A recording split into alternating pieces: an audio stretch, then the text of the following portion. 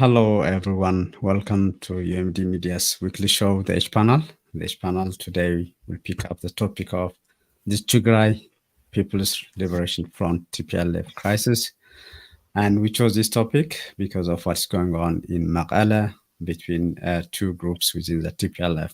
But we felt as well it's important to talk about this topic because of its national and maybe as well regional implications in the Horn of Africa.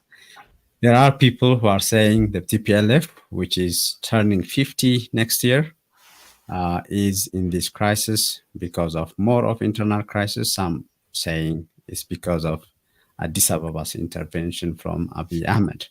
So we'll be covering this topic in terms of what it is and what the implication is with four panelists today. Isgal Gabisa, Faisal Robla, regulars on the show, Brooke Rada and Alamayo Oldemariam were also at least once here on the show. Gentlemen, welcome to the show again. And we will start with the usual segment, the first segment of the show, which is what stood out for each and every one of you. Faisal, what stood out for you? Yes, thank you very much and welcome everybody. What stood out for me is the resumption of the talks between Ethiopia and Somalia on their conflict over the so-called MOU, which Prime Minister Abiy's government signed with the breakaway state of Somaliland, which really put Ethiopia on a very unenviable, unique position in African politics as well as in the rest of the world. The first leg of the talks started on July 1st, 2024. They met for about 2 days. There were disagreements, serious disagreements between the two parties. I think Ethiopia put on the table outlandish proposals, which even the Turkish mediators were a bit taken aback by the reckless nature of the Ethiopian government to completely remain oblivious to multiple international instruments and agreements and observances of the United Nations rules, the AOU or EU, as well as even IGAD, which Ethiopia has been in a way a custodian for that organization. So it took everybody, not only the Somalis, but the Turkish by surprise. At that time, they could not agree. They did not meet in person. They were just being shuttled in between by the Turkish government. And I think they came up with something that would say that the talks didn't completely fail. So they read not communique, but just a press release that they will come back together, and that coming back was scheduled to take place in September, on September 2nd. But even before and I was there before we left Ankara, the issue of September not being convenient was there because of the upcoming General Assembly, which starts in September. So I think what I understand is that Ethiopia requested the Turkish government to see if they can change the date, and that was partly why Hakan, who is the foreign minister of Turkey, came again to Addis to talk to Ethiopia on two issues. Unlike what really one of YouTuber that often reports on Ethiopia, Sayaj or a Pakistani, reported, Ethiopia was not reluctant. I think it was Ethiopia who initiated the talks all the way from the time when they approached Turkey and when Ambassador Taye and former Ethiopian chairperson of the parliament went to Turkey in person and pleaded with Erdogan to mediate. They also talked to Qatar, meaning Ethiopians, to mediate. And at this point in time, it was really Ethiopia that is looking for a way to make some kind of mending in the fences, with the big outlandish request that Ethiopia put on the table. First, it was Ethiopia got the port. That has changed. Then the second iteration of that request was Ethiopia is getting an access to the sea. That has changed. The third iteration is Ethiopia does no longer want anything about the Red Sea, because the Red Sea is protected by a joint Eritrea, Egypt, Saudi. So Ethiopia completely took its demand out of the Red Sea issue. So now Ethiopia is tabling something they call presence in the sea, in the Gulf of Aden and Indian Ocean. How to go, what they can go through, how to reach. Nobody knows that. And right there, Somali delegation shut it down, saying that that's your problem. How you get to the seas, we don't know, but they could not agree. So I think this is the second time. And with the second time, they will start tomorrow 9 a.m. their time, which is a few hours from now. And basically, they will probably start where they left. At the time, there were about 10 points that they played around with, which was how they can agree. And I think the 10 points were general uh, points that could have been a good communique to start with. But the Ethiopian delegation did not really want to go there, whereas the Somali delegation was there making their decision on the spot. The Ethiopian delegation, just like what we have seen with the Pretoria, they were, coming back and spent an entire day just by waiting messages from Addis Ababa. So I think we expect tomorrow a more friendlier conversation between the two sides. Probably not an agreement, but some kind of platform to say a third round of talks will take place in Ankara, and we hope things will improve between the two sides. So I think the challenge for Ethiopia is how to get a face saving, because the issue has been too much advertised for the mass of Ethiopia to say that we finally own a port and a sea and a land, which is far from the reality that is on the table. Thank you. Thank you, Faisal, for that update. And Eskel, what stood out for you in terms of the last week? Well, what stood out is about the pronouncements that high-ranking officials of the Ethiopian government were saying about peace and prosperity, and the torrent of reports in international media against the backdrop of the claims of the Ethiopian officials about prevailing peace and security.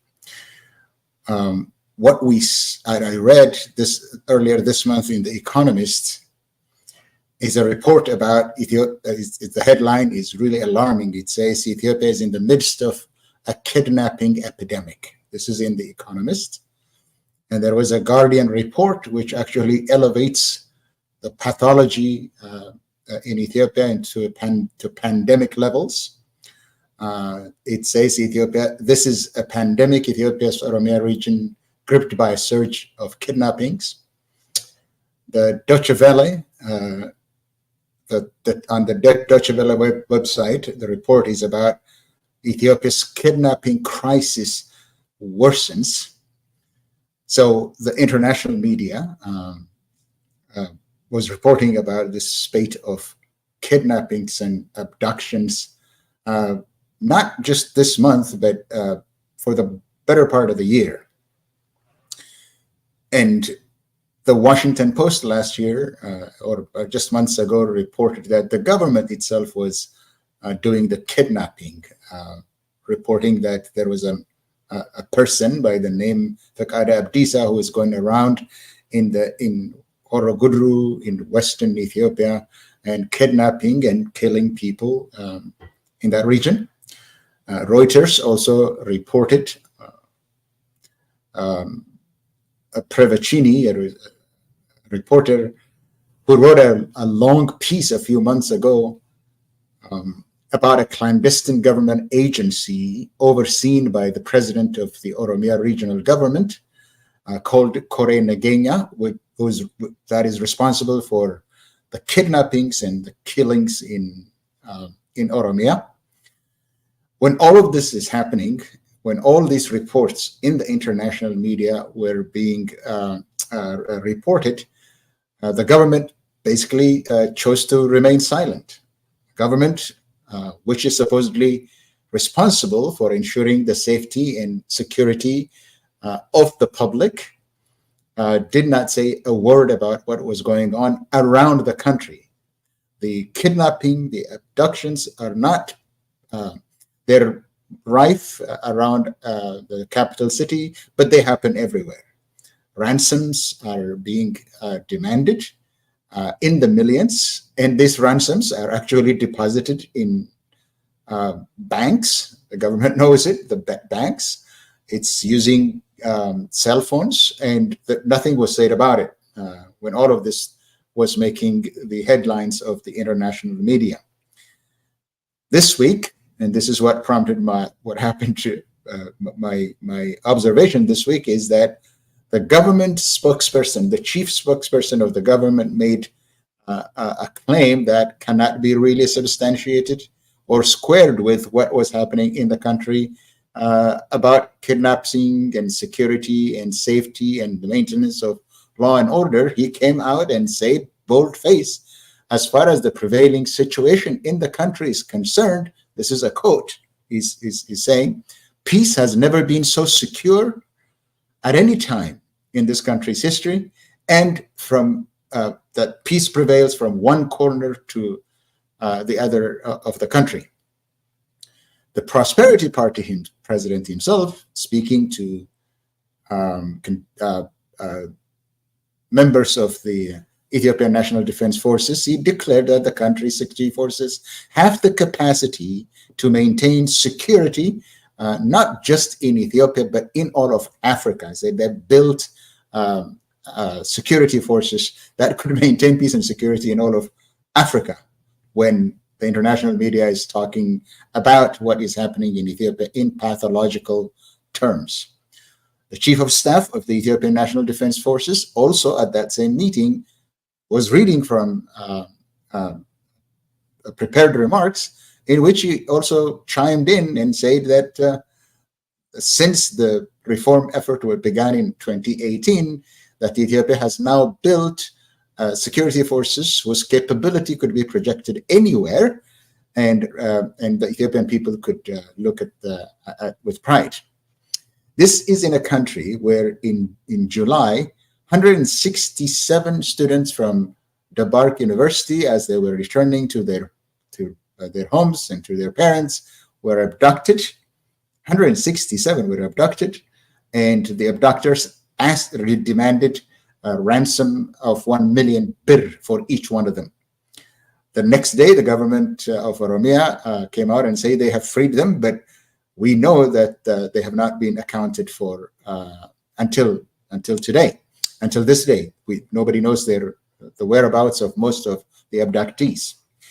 This claim of peace and tranquility in Ethiopia by Ethiopian officials is happening in a country where a busload of passengers were taken in northern Shawa, and their fate remains unknown. This is in a country where the mother of the president of Oromia was abducted and was released after the president of Oromia, her son, paid $10 million within 3 hours of his mother being abducted. So the point is, my observation this week is that the PR offensive, which is the tactic of the Prosperity Party, that if you speak about peace and prosperity, peace or anything, if you speak about it, if you announce about it, if you declare it, bold face, repeatedly on the media, people are going to accept it. Now, what I was trying to say is that the international media is talking about the kidnapping in pathological terms, and the Ethiopian government officials are simply repeating their unproven statements, which simply belies the reality on the ground. Thank you, Scale, for that highlight. Brooke, welcome again to UMD Media's H panel. It has been a long time. I want you to give us both the highlight for you in terms of the past week, but also get us started with the topic of the day, the Tigray People's Liberation Front crisis. Brooke. Thank you, Getachew, and the panelists. It's been a while since I've been here in this program. Nothing really stood out for me because it's been a long time since I started being surprised by what happens in Ethiopia in general and in Tigray in particular. So, but this week, things are being escalated, and there is a brinksmanship between the two factions of TPLF in terms of who's the top dog. And that Abiy is also clearly having a field day because he's playing them like a fiddle. Every time in any region there are opposing factions, that's a kick for Abiy. He loves it. But in terms of Tigray, it's very catastrophic. This political strife for meaningless power, when you think of it, is going to lead to disaster. So the situation in Tigray is basically TPLF wants to continue to be a party like it used to be. Essentially, they are asking for reinstatement based on the Pretoria Agreement, because the Pretoria Agreement says they're going to be delisted from the terrorist list. They're going to be reinstated as long as they promise to do a peaceful struggle. And they are also signatory to the Pretoria Agreement, because it was the federal government's insistence that not the Tigray government, but the TPLF party should be the signatory. Now, some of the legitimate claims they are making is that if we are going to be the signatories of the Pretoria Agreement, if you do not reinstate us, essentially you're nullifying the whole agreement, because with whom do you actually make an agreement? If the certification that they're getting from the election board from Ethiopia is for a brand new party, that brand new party is not part of the signatory. So that's one claim they are doing. The other thing they are insisting in holding a Congress is essentially to purge some of their groups who are deemed quote unquote undesirables. That could, I'm not 100% sure, but my speculation is that probably they want to get rid of Getachew Reda too. So all in all, I don't know what Getachew's plan is, to be honest, but I see what TPLF, the old guards, the Debrecen and company, what they're trying to do. They are trying to get rid of or sabotage the interim government, become the new party top dogs, using the Pretoria Agreement signature as an entry point into circumventing the whole thing and become a new government in Tigray. Abiy clearly doesn't want them, so he's using Getachew as a leverage to muscle them through. So how does this benefit? Is gonna completely pulverize Tigray, because at this point the Pretoria Agreement is not properly being implemented. These two factions are fighting over political power instead of concerning about the territorial integrity of Tigray, concerned about the justice, concerned about the well-being of their people. You know, Tigray at this point, we don't have representation. People are dying. There is massive unemployment. The youth is migrating at alarming rate. There is a health crisis. Even those people who are employed by government are not getting paid on time. I can give you a laundry list of crises that's happening that needs to take center stage, but instead, we're witnessing every day a brinkmanship between these old guards who are so obstinate that they cannot see the implication they're putting our region.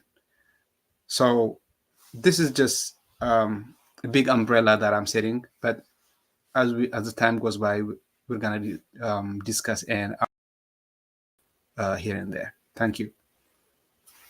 Thank you, bro, for that. I think that's a good starting point. Alex, welcome again. The same with you. It has been very long since you came here.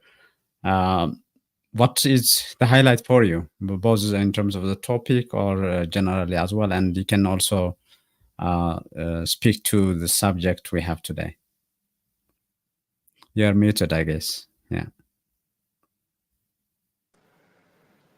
Yes. Thank you, Getachew. Thank you for the invite and for the honor of joining this distinguished panel.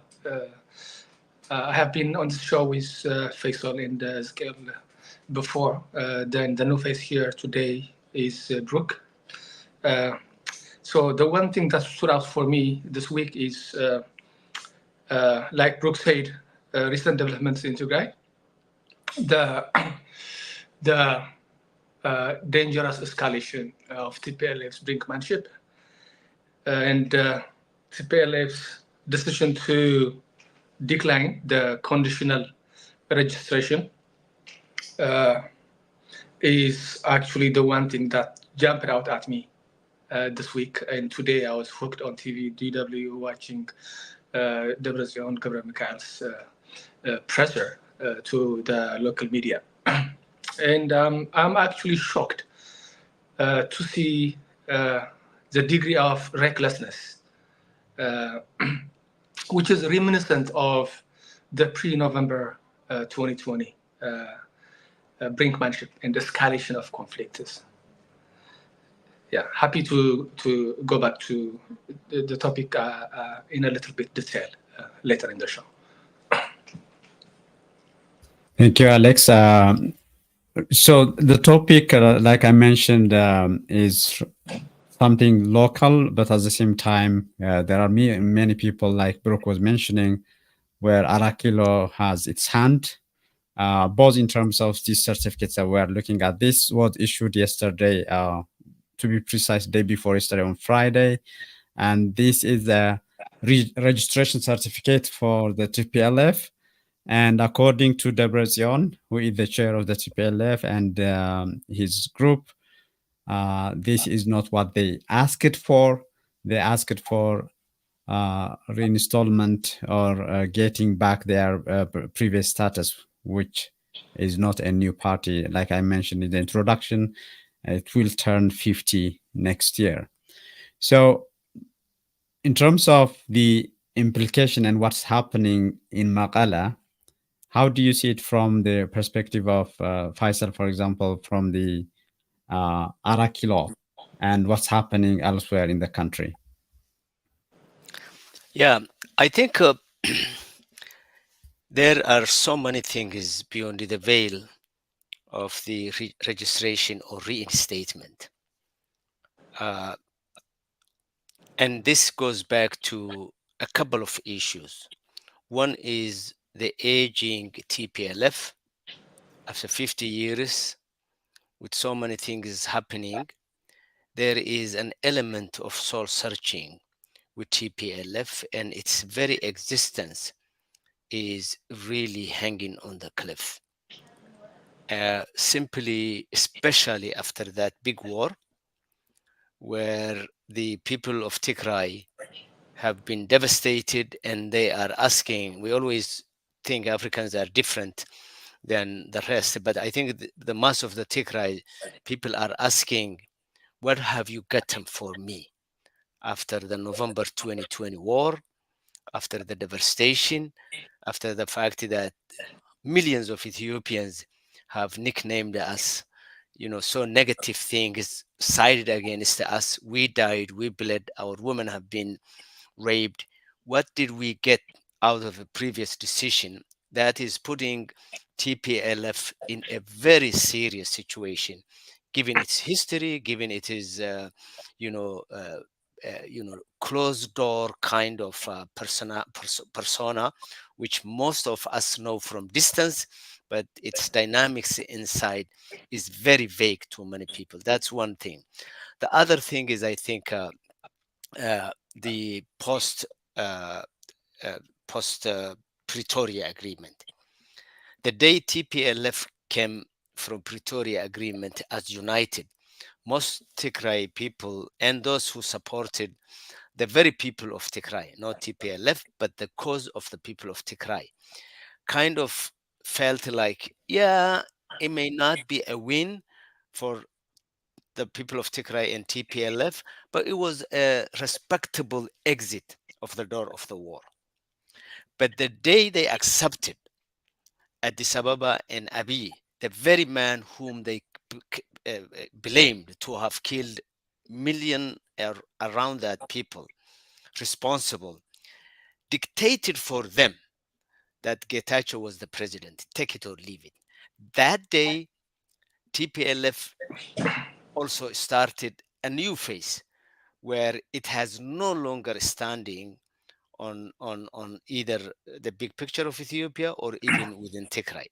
I think from there on, Abiy employed a very lucrative policies which he has used against Oromia, against the Somali region, and against everything. TPLF is no longer the center of the new political dynamism that we are looking at with the focus of Ethiopia.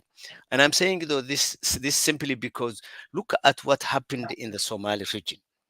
ONLF was invited to come in. ONLF put down its guns, and then the same game that you see in Tigray was played in the Somali region, where the ONLF was subdivided. One group was bit against another. One side was helped by the government of Abiy, and the other side was pushed to a point where they became irrelevant and null and void in a way. And the center of power shifted to the very group that Abiy and PP supports. I think what I understand with the Tigray is there are a lot of dynamism, as I said, the morphing of TPLF itself, the regional issues, as I understand, between who is siding now with Getachew, the southern group, as some people are saying, and I could, that could be verified versus the north. But I think TPLF is no longer what at the national level it had, because Abiy played a good game. He has reduced it to miniature of the political game. TPLF had a significance when it could challenge the federal government. TPLF is less significant in the eyes of Abiy when Abiy can pick the presidents of that region, and also they now vying for the attention of PP. As you remember, the two groups between Getachew and Brasion, they are now competing as to who gets the attention of Abiy. And I think that's going to tax TPLF. Whether TPLF will survive this time around or not, I cannot say.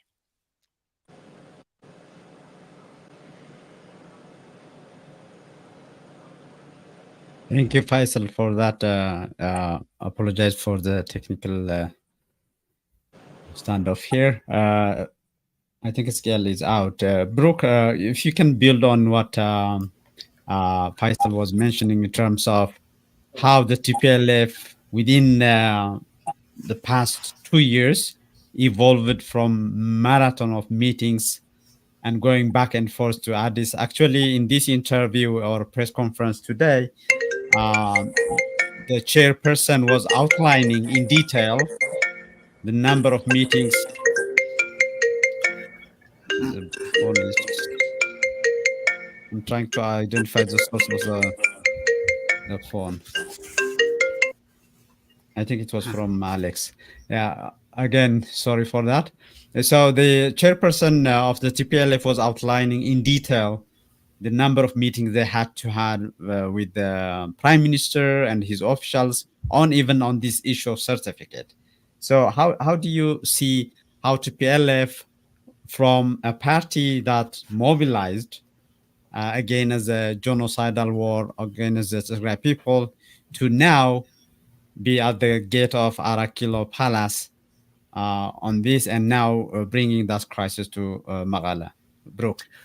Yeah, so the problem with TPLF is that they are so short-sighted. They are so myopic in their thinking. Every step they make, it costs them dear down the road. when in the the first 8 months of the armed struggle, when they completely destroy the Eritrean, the federal government, the Amhara special forces, and they control Mekelle, they had a chance to form a coalition, a sort of consensus government that were proposed by the opposition parties. They rejected it vehemently. And they were squandering a lot of opportunities, doing nothing, running in circles, telling the population one thing and doing something else behind the door. And after they squandered all the resources, they killed the morale. A lot of people died because of lack of medicine, nutrition, and whatnot. They commenced the war again.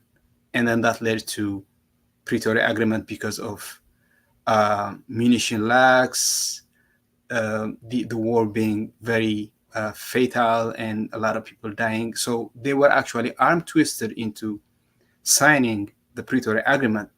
Same goes with Abiy as well. By the way, Abiy didn't get into the Pretoria Agreement willingly. He was forced to do so because the loss on both sides were very catastrophic. But after that, they also gave a clean slate to start an interim government where it includes all Tigrayan point of view, from political parties to civic societies to any concerned Tigrayan. And this time again, they refused. They exclusively make it a TPLF affair with the help of the generals and all that stuff.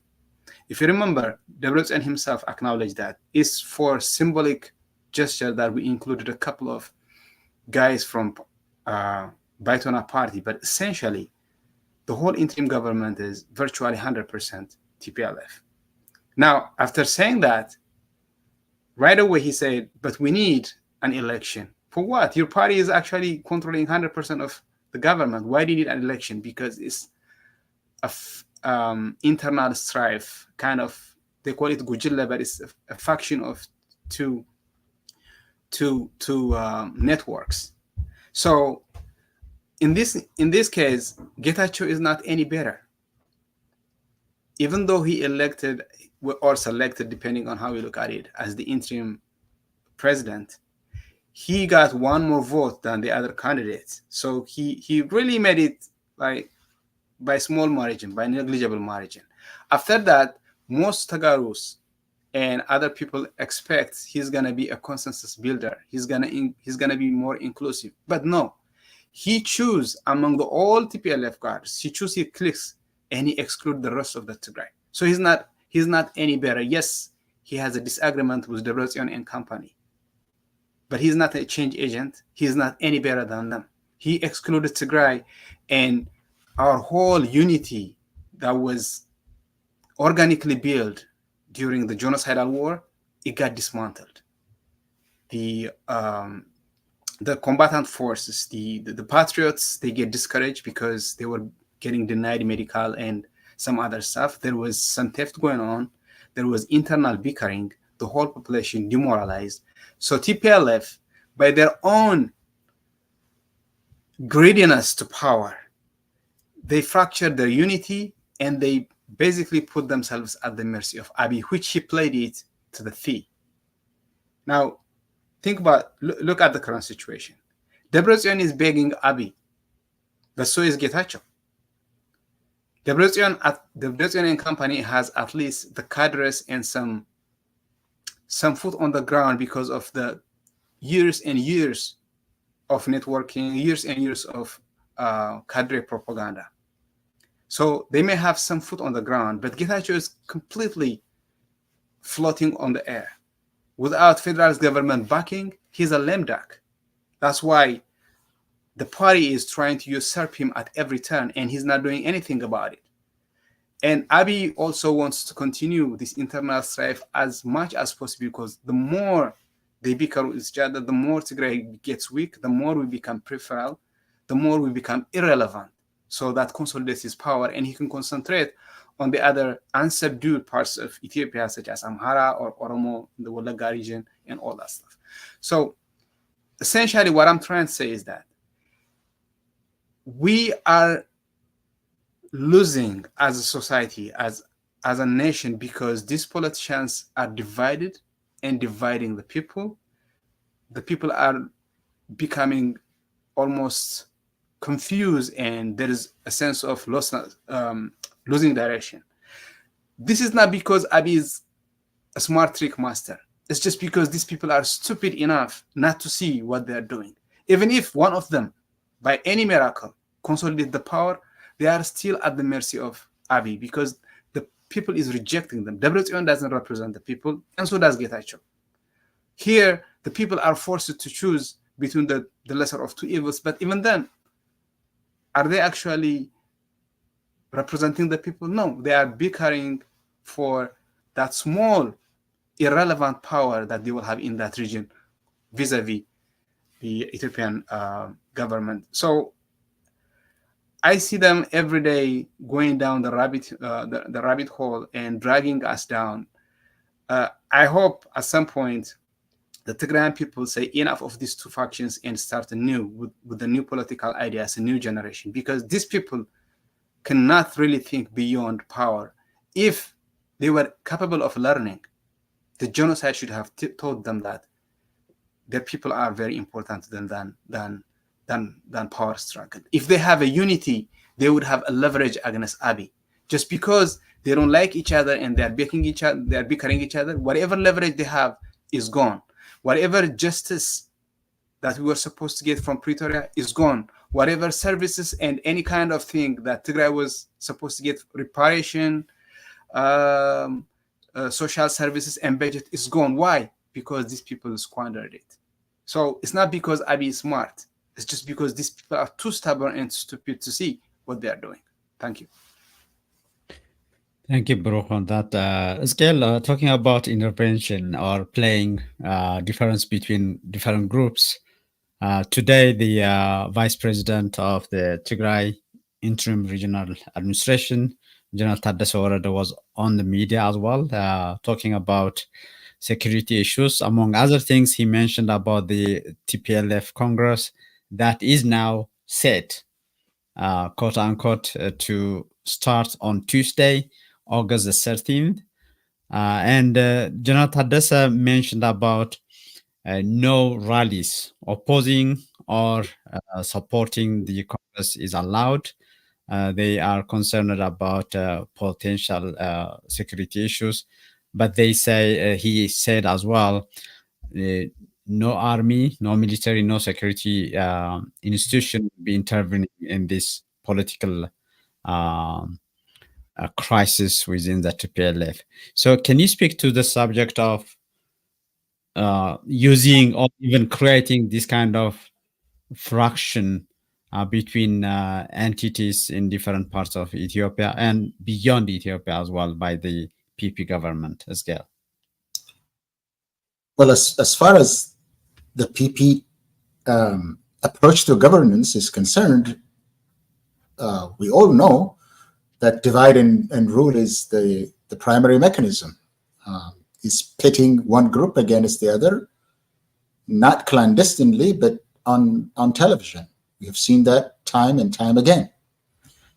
Is pitting one Fano group against the other. He's pitting Gojam against Gondar within the Amhara region. He pits Amhara against Oromo and Tigray versus Amhara.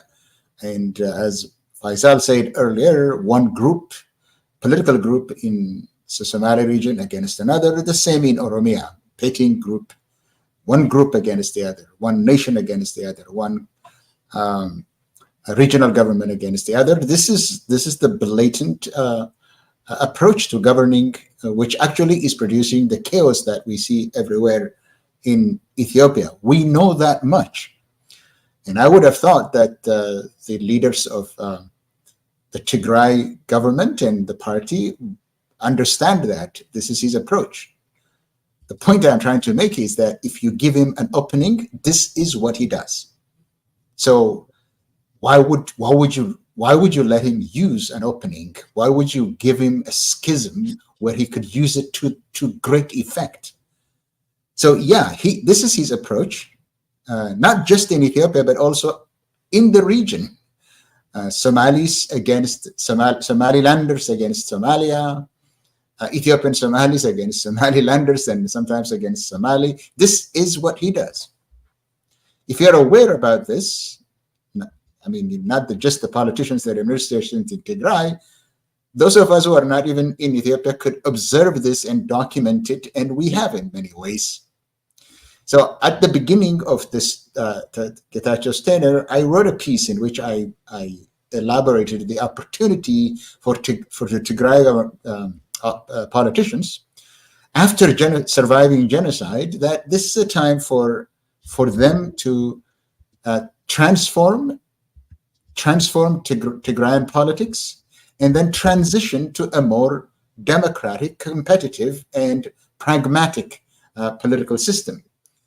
And I thought that Getachew Reda would be the ideal person to be the bridge between the old guard and the aspiration of the old guard of the TPLF and the aspiration of the young generation here. Having said that, I can understand the interim government has a legitimate point about TPLF meddling in the day-to-day operation of the government. Complaining about that is probably legitimate from his perspective. I also understand or recognize that the TPLF, the old guard of the TPLF, represented by the chairman, they have a point about being the party, the signatory to the Pretoria Agreement, and that the Pretoria Agreement cannot hold if the TPLF, which signed the agreement, is not a party to it in the implementation of the provisions of the agreement. That much I can understand, and the TPLF's demand for reinstatement makes an absolute legal sense.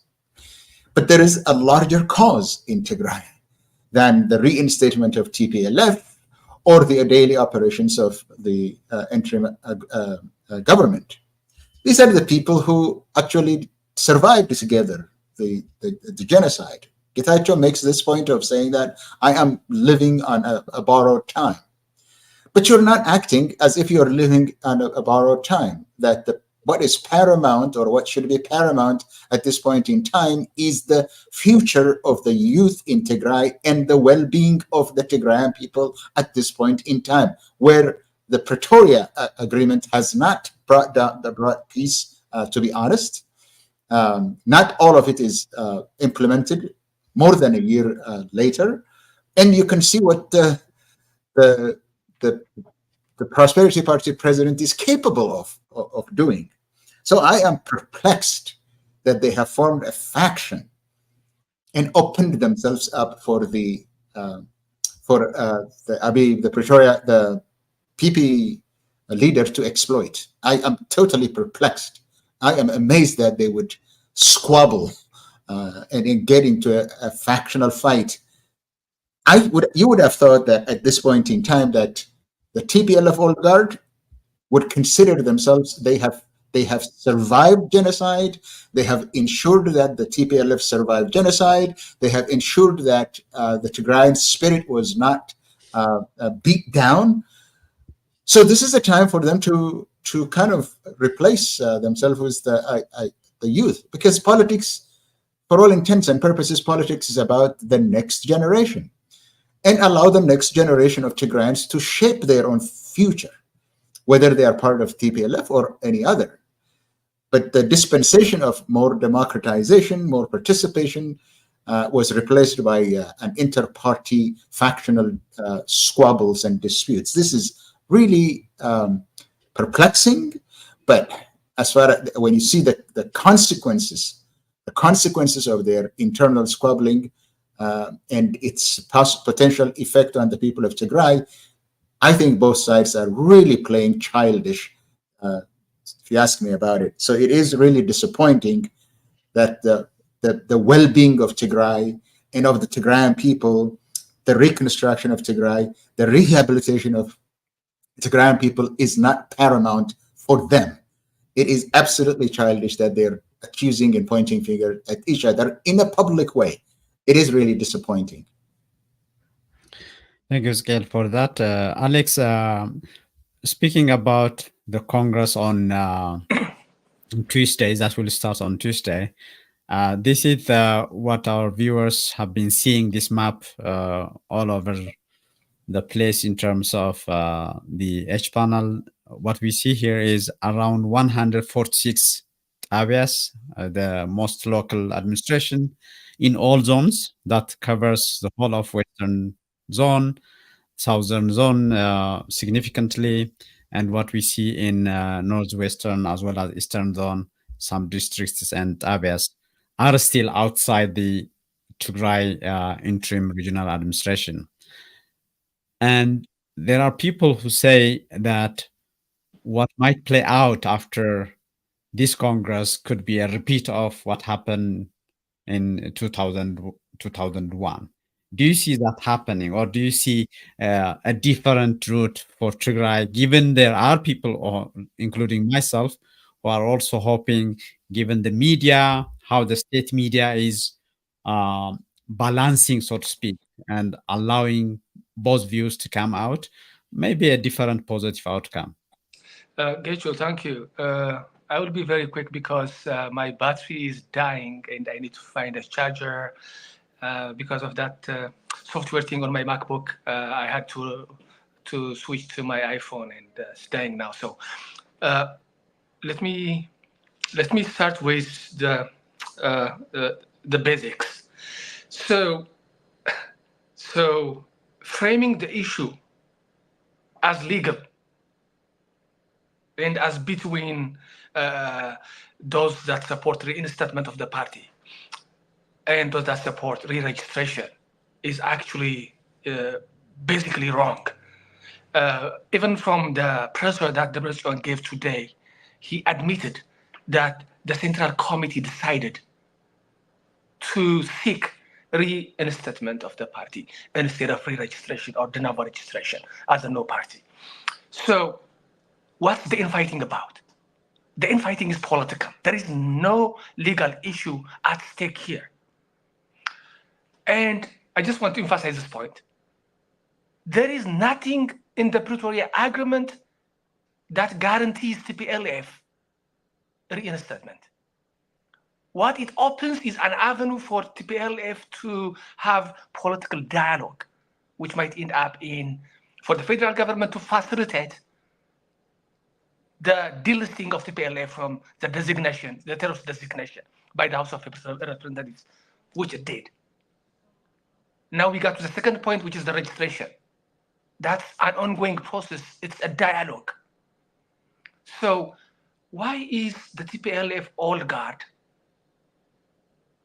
rushing to holding the Congress and going behind Central Committee members? We saw today they posted a list of 14 members of the Central Committee that have already distanced themselves from the planned Congress. They won't be participating, including the chairman of the party. So to me, the old guard is at the heart of the problem. And the old guard hasn't just started being a problem today or just last week. To me, the old guard has been at the center of the entire problem since the days of Prime Minister Meles Zenawi. That's when everything started, when the infighting started in TPLF. Meles died, 2012, and a question of succession opened up.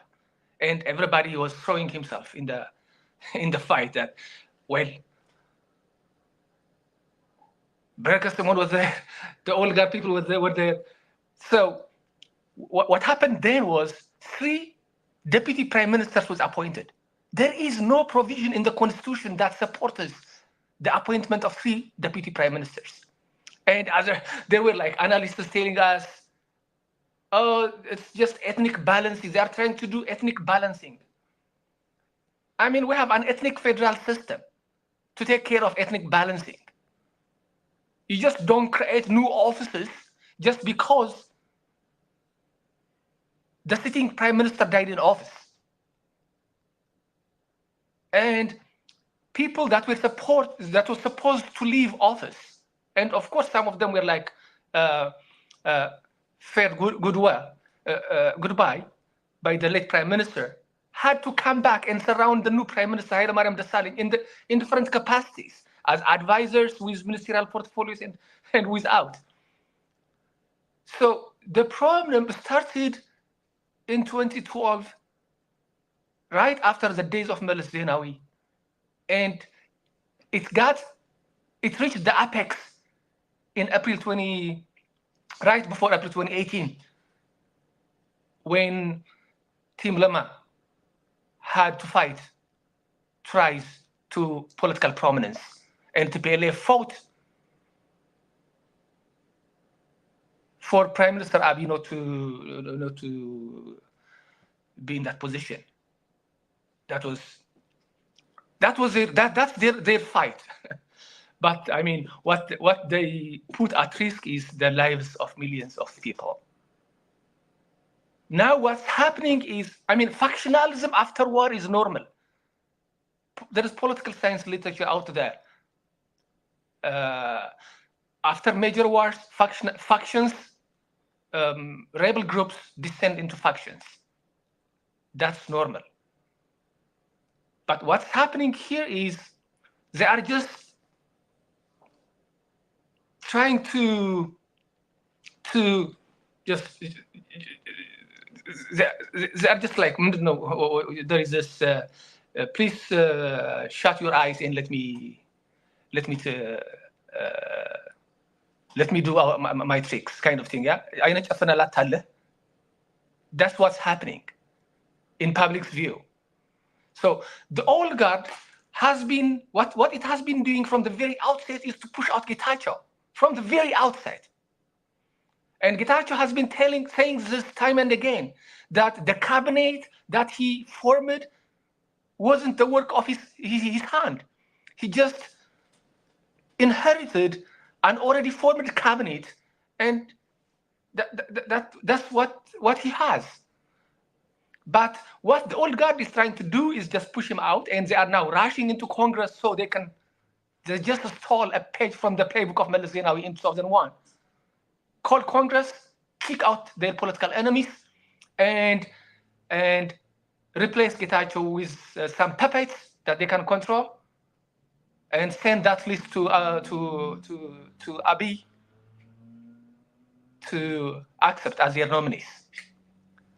So I'll come back. I'll go find my charger and stuff. Thank you, Alex, for that. Maybe I want Brooke to come in here to build on this, because there is this mention of what might come would play out what happened in 2020, 2001. And like I said, some are saying, no, it would be a different time this time around. So can you speak to that? But for our viewers, this is the list of people in the Central Committee, including number 1, Getachew Radda, and Bayena Mikru, who is under the interim regional administration now, the economic cluster secretariat head, and he's also the effort, the endowment conglomerate of companies. He's also the CEO of there. Kandaya Gabrahewat, who is a former president of Maqala University. Hagos Godafai, who is also the former minister of head of Bureau of Health. And we see also under number 13, Rufael Shifara, who is the last speaker of the Tigray parliament before it got dissolved following the Pretoria Agreement. And we see other people as well there, including Radai Halafom, who spoke with UMD Media this week on the internal crisis, where he was detailing the who and where of this political crisis is. So, Brooke, do you see this Congress, which was repeatedly delayed because of this registration issue, is happening on Tuesday? By the way, in the absence of the Audit and Control Commission of the party as well, which we also spoke to here on UMD Media, and other body, that commission, which is accountable to the Congress, is not attending the Congress as well. So, Brooke, what is your take of what might play out as the outcome of this Congress, should it go? All right. So if it goes as planned, I don't think anything major is going to happen. Whatever strife that have been going on, it will continue, because essentially during the Mallas era of this split between parties, things were different. At that time, let's talk about the CA and Mallas split, or Tzadkan and Mallas split. Things were different at that time because, one thing, Mallas has the military, he has the media, and he has the economy. He completely shut them down. So at that point, there was no internet. If you control the radio, if you control the TV, if you control the newspaper, essentially the other side of the story will never be get heard. Now it's different. They are using their cadres, both sides. They are using whatever avenue they have to tell their side of the story, whether fabricated or factual, it doesn't matter. So that is different.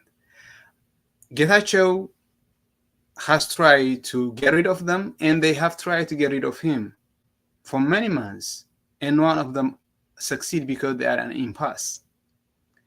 So this Congress is about purging. So the question remains, who is the legitimate inheritor of TPLF? Is the Debretsion group or Getachew's group? Those other 14 people who said we're not going to be part of it. Who actually represents TPLF at this point? Because they have more or less equal footing in terms of both sides. So that warning or threat from Abiy about, if you guys do Congress, the people of Tigray are going to suffer kind of stuff, I think that was a little bit dramatic. For one thing, the people of Tigray has nothing to do with what's going on with these two political factions. It's purely their own doing. The people are basically taking the brunt of this whole issue. Now, all of them are a product of EPDRF's culture. If you see Abiy, he grew up with TPLF. So his thinking is TPLF. The method he used to divide them, the method he used to exploit them is their own work. If you see Getachew, that's the same thing. Sometimes people say old guard, new guard, but let's be realistic. Even Getachew himself, from what spokesperson, Ministry of Communication, all the way into the Pretoria Agreement, every decision that TPLF made, it has Getachew's footprint in it.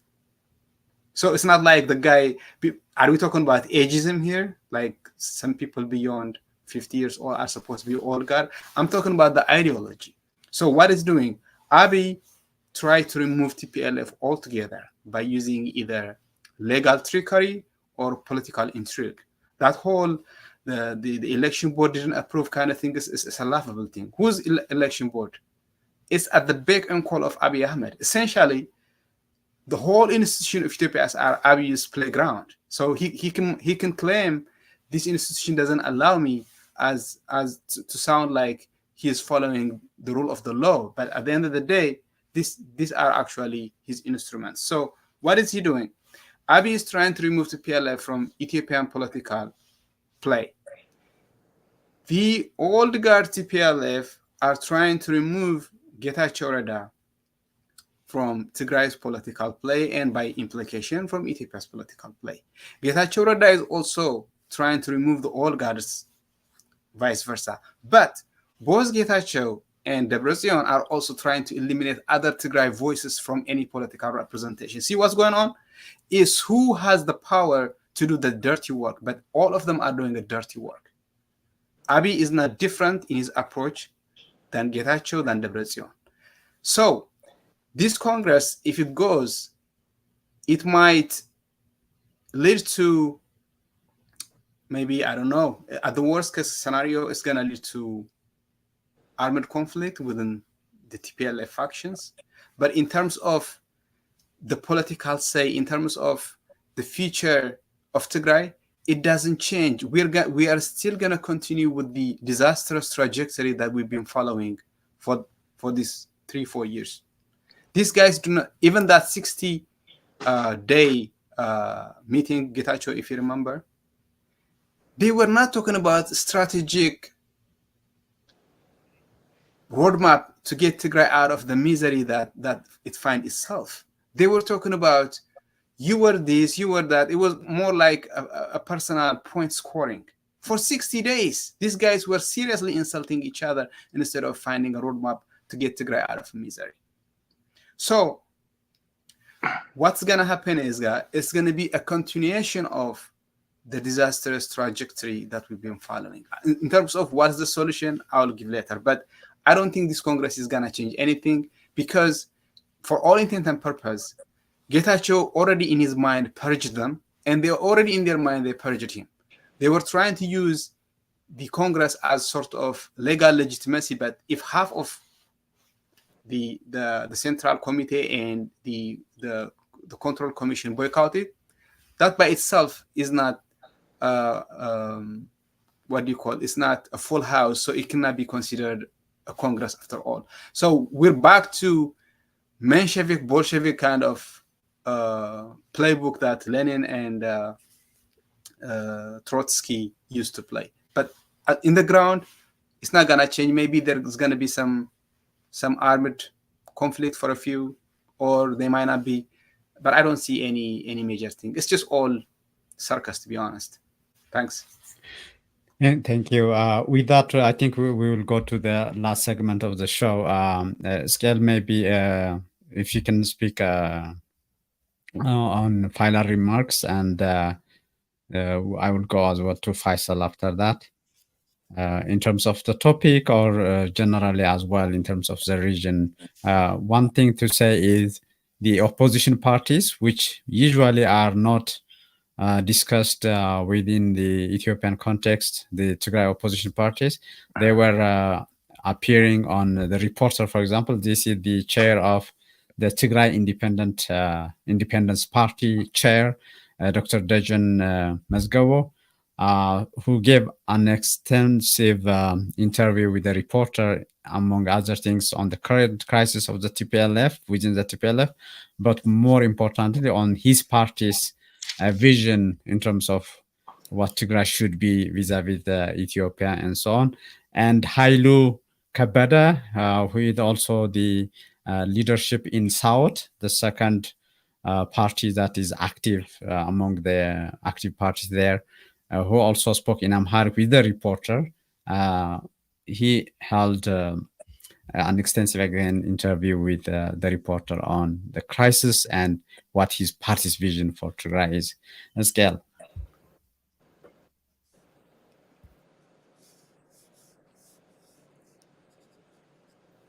Well, thank you. I guess with regard to the inter-party factional disputes, I have said what I must. But I think there are more important issues, more pressing issues in Ethiopia, even for us to talk about, than party feud, inter-party feud. The issue of Tigray TPLF being reinstated or re-registered, why is that even an issue for me? Who is, if Getachew seeks to oust Debretsion, or Debretsion wants to oust Getachew, why would that be an issue for most Tigrayans? I think there are issues of war and peace. There are issues of human survival. There are issues of human security that are more important for us at the national level than the party squabbles for me. And after a genocide that claimed more than 1 million lives in Tigray, more than 1 million lives in Tigray, devastated livelihoods in Tigray, and still continuing to suffer from the vestiges of that war, that the people of Tigray must endure inter-party fighting, and that it should even rise to the level that I have to discuss, is just disappointing, like I said. This is not a time for that kind of squabble. Tigray needs rehabilitation. Tigray needs reconstruction. The dislocated people, the displaced people need to return home. There is more work to do. That's why I said, well, this looks like too childish, that this is about who would be the president of Tigray at this point in time after the common experience. And I would want to add the common experience of genocide. It's common, whether that is Debrecen or Getachew, they both went through that process. They went through, as they said, they're living on borrowed time. They should ask themselves what they want to do with the borrowed time that they have, not political squabbles. So my last message on this one is just there is a greater issues than who would be the president. There would be greater issues. Why is the TPLF not outgrowing what they had lived in the past? If, as you were saying, that this actually started in 2012, does genocide change you? Does the effects of genocide change you as a party and as human beings? Does that? That's my point. So why are we really in the same place? In the same place of inter-party squabbles that started in 2012 after 2 years of devastating wrong? Why are we in that same place? Why wouldn't genocide transform it? And that's what I said at the beginning. Tigray needs transformation and transition, not the same old stuff. Maybe the old guard is about the old ideas, not about age. If TPLF was characterized by this, they had the same crisis in 2002. They had crisis after crisis on a number of occasions, but genocide did not change them. The genocidal war did not change their perspective. That they have aged does not change their perspective. And I'm saying this to all of them. They must grow up.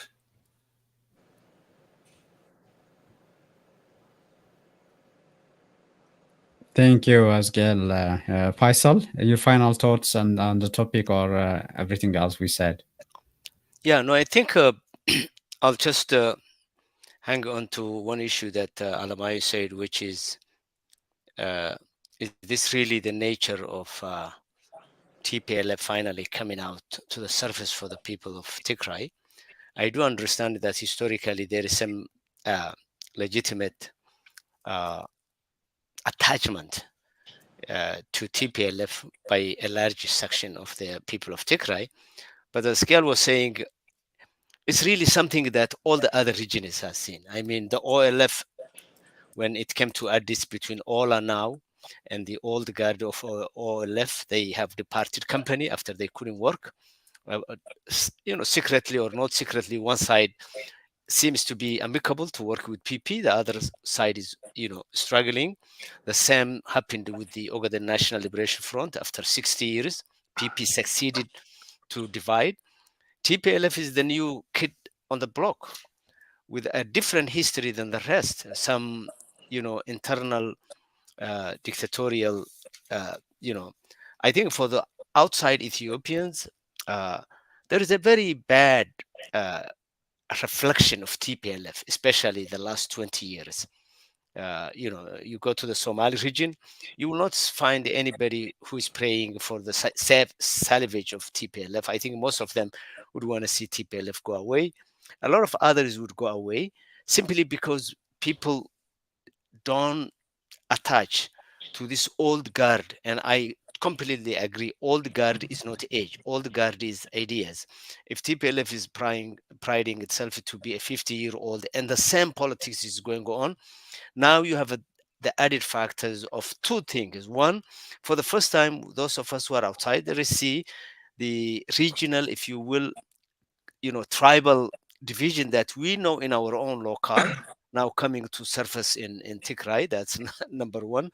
And number two, really, they lost ideology. I mean, 50 years ago, Tigray started to liberate Tigray. Then after that, it took power and it reconstituted Ethiopia with some corruption and some crimes and what have you. And then as Kial said, something that never happened in a big way in other regions happened in Tigray, which is the genocide. And they still are in the same old pity pot that they were. And so I think the positive outcome, in my opinion, is maybe the people of Tigray to have a bottom line expectation, either the complete demolition of TPLF so that they can start afresh from the grounds with the current, if you will, Tigray spring, the same way we expect Ethiopian spring from Addis Ababa, with the new economy, the new, PP dictatorial, something. Take TPLF and Tigray out of the pity pot that it has been locked in by intention by PPP. Before the war, Tigray was connected with the rest of Ethiopia. After the war, in addition to the genocide, Tigray has been locked in that geography that Getachew has, So maybe forget TPLF, let TPLF die an old age, and then come out of the cacophone and work with the rest of Ethiopians for some possible, The other thing that can come out from this is the demystification of TPLF. There is a big mystique around TPLF by the people of Tigray. TPLF should be the same as, uh, Ogaden National Liberation Front, others, all Oromo Liberation Front, that have struggled and finally finding out that they have no way out except to come to the center and work with the rest of Ethiopia. And finally, I think there should be a recognition by TPLF leaders that the center has shifted from Mekelle, period. For 30 years, whether we like it or not, the center was in Mekelle, the center of power. That is gone. So TPLF or post-TPLF group should really strategize with the concept that Mekelle is the same as Jijiga with some differences, or with other parts, and then re-strategize. And if that even result is in the getting rid of the old TPLF, the old guard, so be it. Thank you. Thank you. On this topic of old and new guard, Gabro Asrat was one of the victims of the 2001 crisis within the TPLF that you mentioned.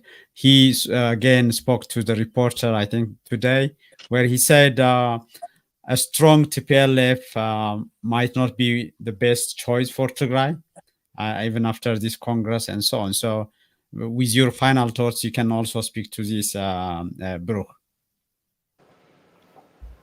Okay, thank you. I think Professor Hezekiel said, why are we discussing this thing? And I know what he's trying to say, but at the end of the day, you play with the hands that you are given. These old politicians of Tigray are acting like a kid, and that act has a very catastrophic consequence on Tigray. So that's why it's very important, as much as it pains me that this become a point of discussion, it has to happen because of their indecision, because of their bickering, because of their petulant behavior. A lot of people are dying in silence. When that Pretoria Agreement was signed, it only stopped the gun. It didn't stop the death. It didn't stop the misery. There are people who are going blind, who are getting amputated because of lack of medicine. The Western Tigray situation with the internally displaced population not knowing what holds the future for them is because of this guy's indecision, this guy's bickering. So I understand the message is done with a good intention, but we are actually forced to address the elephant in the room. Now, as far as what should go forward, I think the people of Tigray need to reconsider their whole notion. You support a party not because you sacrifice your kids to that party's struggle. You support a party because it's supposed to give you hopes and prospects. The yardstick where any party in Tigray should be measured is not by how many sacrifices I paid for you, but what kind of opportunity you're going to bring it to me. So what I'm essentially besieging the people of Tigray to do is, please, before it's too late, if it's not already, get rid of both of them, both of the party. Get rid of Getachew, get rid of the TPLF. Start working with the new generation. I know they may not have experience, but they have good intention. Whatever has been going on for 4 years, if either of them win, or even if they reconcile, let's say tomorrow morning, Getachew and Debretsion, they reconcile their differences, still Tigray is gonna be a small, irrelevant region, because they never think from Tigray's point of view. Faisal said Makala was the center of politics before 10 years ago. That's wrong. Addis Ababa was. They were using Makala as a hiding spot. But when they were in Addis Ababa, they never care about the people. Even now, they never do. At that time, there was a semblance of caring, because even if the country was not in a prosperous situation, there was a semblance of peace, there was a semblance of normalcy. Now we have lost all of that. What this genocide, what this thing brings is that these people, all along, they were playing the people of Tigray only in national days, and in press release they would say Tigray has, but the rest of the time they didn't care one way or another. So Tigray was never the center of politics. It was Addis Ababa. The new generation is trying to make Tigray unification. It's trying to make Tigray the center of Tigray. Never mind about Ethiopia. If we happen to be together, that's going to remain to be seen. But our priority as a Tigray people should be making sure that our unity is intact, making sure that the people is getting a different political point of view, and above all, get rid of TPLF and start afresh. Let's first establish our region. Let's get our territory back. And then how we work with the rest of Ethiopia is going to be decided in a matter of course. So here, Getachew, I still want to speak to international community. Please stop working with TPLF. Whatever, if you have any desire to make any lasting change in Tigray, TPLF is not your interlocutor. You should find somebody new, somebody with a fresh idea. For the people of Tigray, please stop working with TPLF. TPLF is going to give you what has been giving you for many years, which is more sacrifice, more misery. Any money, any emotion, any kind of contribution you have, do it to the new parties. They might make a mistake, but it's going to be a growing pains. But with TPLF, any mistake is catastrophic and for real. So thank you, Getachew, for giving me the opportunity, and thank you, all the panelists. Okay, thank you, Bro, for that. Getachew, if you allow me, I will make a minor correction. I think the power of center, when we say was Makale, it's not really speaking to geography, it's speaking to the overrepresentation of TPLF in the power. TPL, for instance, the Somali region is the same, if not bigger and larger than Tigray and TPLF in terms of the, but the representation was so huge, outsized, that when I talk about Makale, I'm not talking about the city or the Tigray people, but that the power was in the hands of TPLF, which comes from Tigray. Thank you. Fair enough. Let me answer that. The political representation is supposed to mean some sort of well-being for the people. Even when TPLF was overrepresented, it wasn't working for Tigray. It was working for Addis Ababa. Tigray was some sort of vacation home for them when they get bored. So in that sense, yes, you're right. There were a lot of Tigrayans in the federal government, but what have ever done the Tigray except bringing misery? Nothing. We never got anything out of it, and Tigray was never even part of the political equation. Thank you. Okay, great. Alex, the final word is yours, both in terms of what we discussed today, and more importantly, people are eagerly waiting what might play out. Maybe tomorrow we might hear from the Audit and Control Commission of the party, which is not, as I said, participating in the Congress, but I heard that they might issue a press release or some sort of that tomorrow. Alex. So as they say, politics is the art of the possible, and I beg to differ with Brooke. I don't think it's possible to get rid of TPLF, or I don't think it's possible to get rid of both sides of the faction. And the reason why we need to be concerned with TPLF factionalism is because that factionalism, TPLF is not just a party, it commands an army. and that factionalism might descend into warlordism.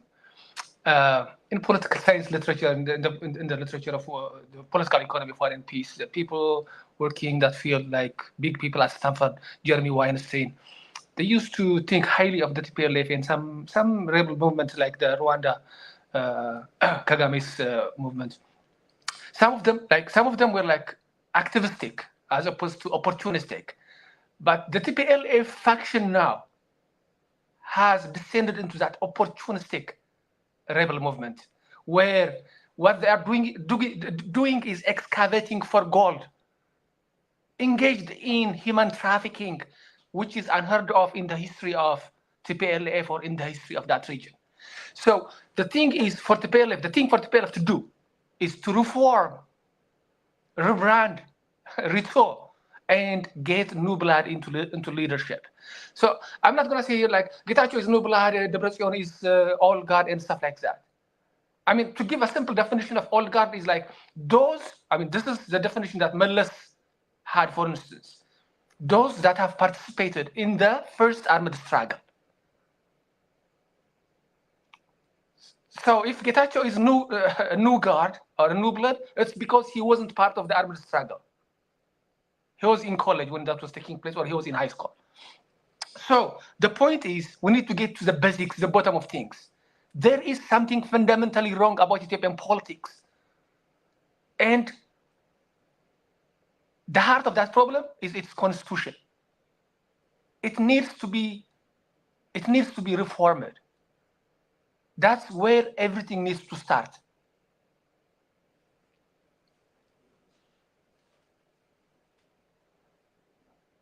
Okay, thank you, Alex, for that. And that closes our today's show. The H panel, the topic was the Tigray People's Liberation Front Crisis. Faisal Roble, Brooke Radda, Alex Alamayo Waldemariam, and Zkiel Gabisa, who is not with us now, but who was here for the whole show. Thank you very much, and good night from here. It was a pleasure having you. Thank you. Thank you. Thank you. Thank you. This was the topic today, and we'll be following the Congress that will start or scheduled to start on Tuesday in all our programs, English, Tigrinya, and Amharic. And if you haven't watched what we did, a 3-part show with Radai Halafom, with the communication directorate head of the Tigray Interim Regional Administration, in Tigrinya, please do that because it talks a lot about the internal crisis, the who is who in that crisis. H panel was hosted by me today, and we'll see you in yet another episode of H panel next week. Please subscribe, like, share, so that many can access our show as usual. Good night, good day, bye.